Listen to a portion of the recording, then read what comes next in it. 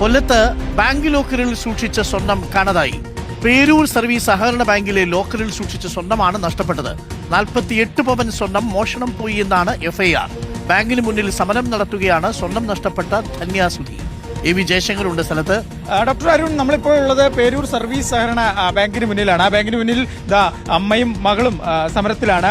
പ്ലക്കാർഡൊക്കെ ഉയർത്തിക്കൊണ്ടാണ് ഈ സമരം. എന്റെ ബാങ്ക് ലോക്കറിൽ നിന്ന് 48 പവൻ നഷ്ടപ്പെട്ട സ്വർണത്തിന് ബാങ്ക് മറുപടി പറയുക എന്ന ഫ്ലക്സാണ്, ഇല്ലെങ്കിൽ ആ ബോർഡൊക്കെ പിടിച്ചാണ് സമരം. ധന്യ എന്ന് പറയുന്ന ആ സ്ത്രീയുടെ പണമാണ്, അല്ലെങ്കിൽ സ്വർണമാണ് നഷ്ടപ്പെട്ടത്. സംഭവവുമായി ബന്ധപ്പെട്ടെന്നാലും പോലീസ് നിലവിൽ കേസ് എടുത്തിട്ടുണ്ട്. വീഴ്ച ഇല്ലെങ്കിൽ മോഷണം സ്ഥിരീകരിച്ചുകൊണ്ടാണ് പോലീസ് കേസെടുത്തത്. 48 പവൻ നഷ്ടപ്പെട്ടെന്നാണ് ഇവർ പറയുന്ന പോലെ എഫ്ഐആറിലുള്ളത്. ചേച്ചി, എന്തായിരുന്നു സംഭവം?